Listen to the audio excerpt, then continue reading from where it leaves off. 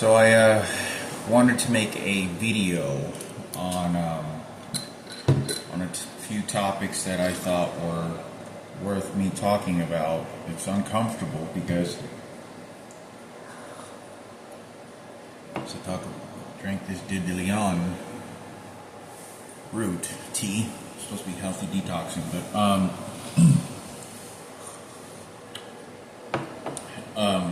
this video is about Chito, which is my uncle, my mom's brother, and obviously I talked about that he painted the face on there, and I 100% because for some reason he got up and I couldn't figure out why he was looking over there, and he got up like he was sort of like, you know, you want to take this sort of role of hero, or you know what's wrong, what's right, which is good. And how he could have found out this information, I had no idea. But when I was younger, when I was like, this is like a couple of years later, at least, I'm going to say at least 2 to 3 years later, somewhere around there, like 9 to 10 years old. We used to have a dog that was a border collie, and he had, and I did talk about this before on my my videos many years ago, but this is some of the most disturbing things. Okay, like if people don't know that Frankie is being molested and raped by whatever homosexual wants to show up and have a party, which they got away and they did ultimately. If that face wasn't enough, if the fire department wasn't enough, ignoring it, chasing Diana and Miguel into the house when Mickey was there, Mickey didn't understand. He was like, what's going on? He didn't understand. If it wasn't enough, having that little girl that when I moved in, which I didn't know was my sister, inside Ivan's house, and if that girl wasn't enough, vomiting on a front porch, didn't have a face, you had a face in the backyard that was the face of a child. They probably thought it was more me because my face is more round than Frankie's. And our dog that we built is a border collie. It was supposed to be the smartest dogs in the world, farm dogs, herding dogs. And I recall, I say somewhere around the age around, I would say maybe about 8 years old. I was about 8 years old, I would say 8 to 9, where the dog started forming a balloon-sized tumor literally right next to the rectum of the dog. And our dog was pretty skinny. I mean, the dog didn't, a lot of the times you can tell also the nourishing and functioning of someone's house is by looking at their dog. Like if you know that their dog looks like it's tied up, and you hear about these dogs being chained up and they die, or it's 100 degrees outside, they don't even have a bowl of water to drink, or these horror stories. Well, it's because of the people in the house. The professionals already mapped this out and understand this. But anyway, this dog grew a balloon size. It was about that size. I'm not kidding you. It was about that size, exactly. And it literally looked like a water balloon. And it hung on literally right above, or like right next. I mean, it wasn't right next to it. It was right above because it covered his rectum. It was literally. It was like if this was his rectum. It was like if this was his rectum in this area, the balloon hung like this. And when he picked up his tail and all the cars would drive by, he would pick up his tail, and it was the most embarrassing thing that you could ever witness in life. Having that, and you could see it was full of fluid, which is probably like pus, whatever. And it was filled with fluid. It was massive. And every time he walked, he usually kept his tail down, but when whenever he would, someone would show up, the car in the alley, like normal dogs do, he'd lift up his tail and you would watch this thing just jiggle. It looked like a breast. It looked like a tit. and it was full of fluid. It didn't look like it had anything solid in it, and there was no hair on it. It was just like a mass of skin, exactly like, like a breast, but just fluid, no muscle to it. And it was a red flag for anybody to see, because it's a very disfiguring thing to look at. You see a dog with a tumor that size, is a very disfiguring thing to look at. It's not. It's also represents your, your family. Like, your family don't give a shit. It's fucking disgusting. That's what it looked like. If that wasn't enough, when I was 8 years old, when that tumor formed, and the tumor literally formed within a matter of, I want to say within like 6 months to less than a year. It just like poof showed up, and it was balloon size. And we talked about it, with my mother, and she, we don't have money for, we don't have money to take dogs, to chemotherapy and all that junk that people do with their dogs, but so we just have them in the dog, keep them alive. I don't know what caused the tumor. It's a very odd place. It could have been maybe the inside of his rectum and it bubbled out, but when he used the restroom, it smeared, like you could tell it smeared on that tumor as he used the restroom. And I always used to look at him when he used the restroom, and I noticed that he couldn't use it, nothing would come out. This is one of the ideas that made me believe when I was young that he had maggots inside his stomach and guts, because when he used the restroom, there was nearly next to no excrement, or what do they call it, excrement, which is is feces would come out.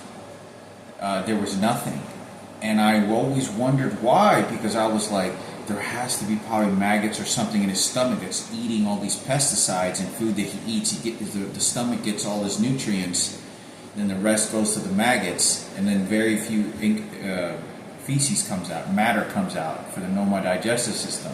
So I knew that there was something in his stomach, and I always believed that. I always believed he had maggots, which is very true, because when he died, he had literally maggots about that size, giant worms that were crawling and coming out of his rectum as he was dying.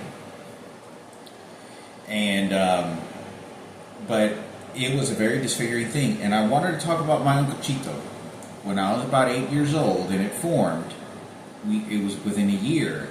My uncle was kind of joking around. He goes, "Hey man," "man, this looks nasty. It's crazy, man." He goes, "If you pay me, I'll get a knife and I'll cut it open, and it'll help heal him. But if he dies, man, I can't do nothing about it." But he was very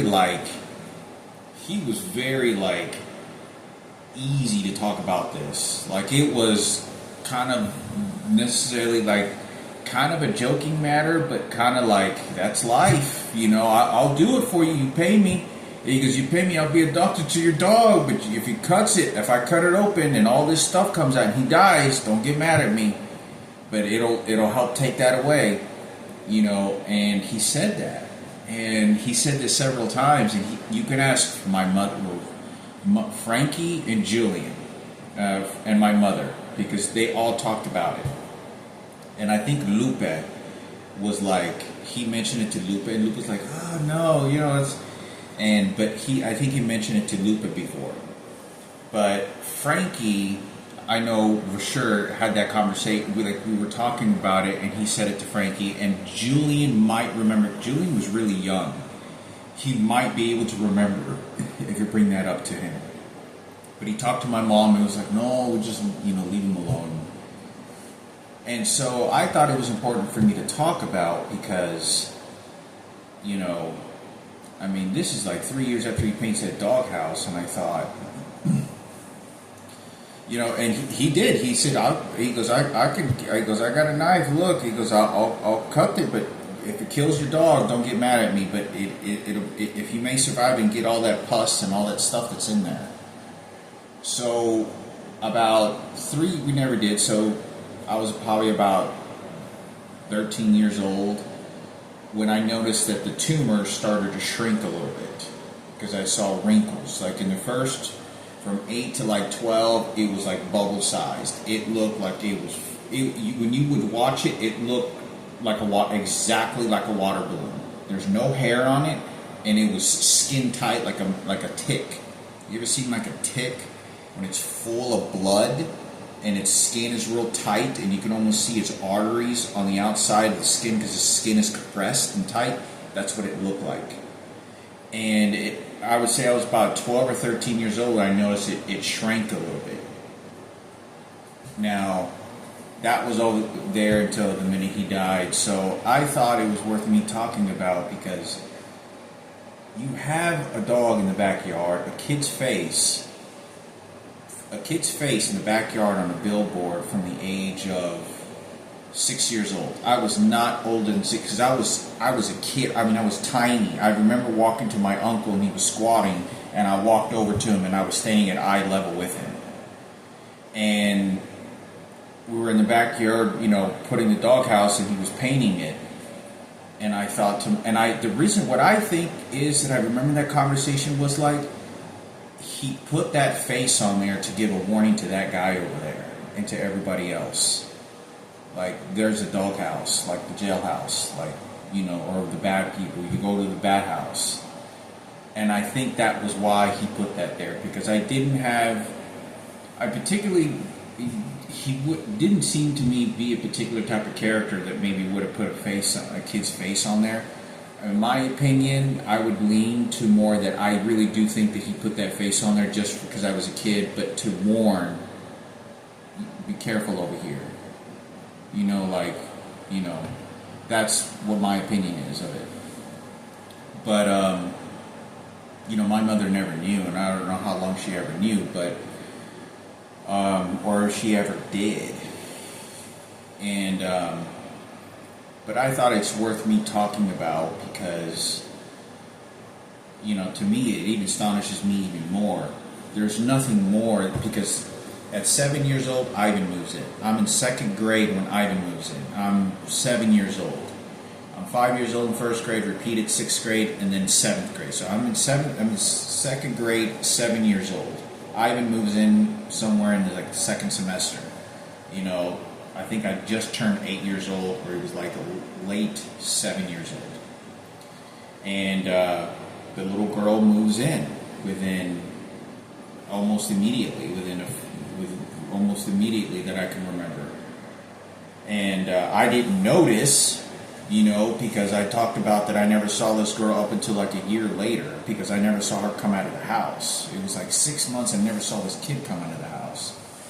And I didn't even know that, because I talked about this, that when I talked to Ivan, and I said, "You got any brothers and sisters?" "Yeah, I got a sister, she's in the house." I go, "Really? You have a sister? I've never seen anybody outside."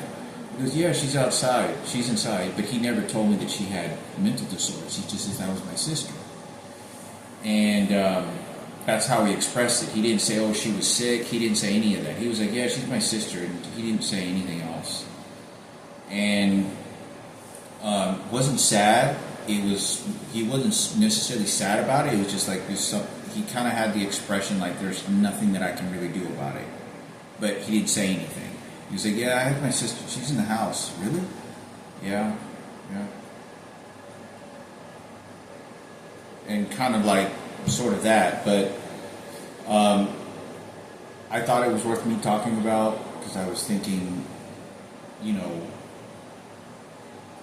if that girl moves in when I'm 7 years old, Frankie continues to get molested and raped by all these homosexuals that are predatory toward him. And it never stopped. They just kept on, let me see what I can get away with more. We're going to use the church. We're going to use, whatever it is what we want. We're going to continue doing it. And they did.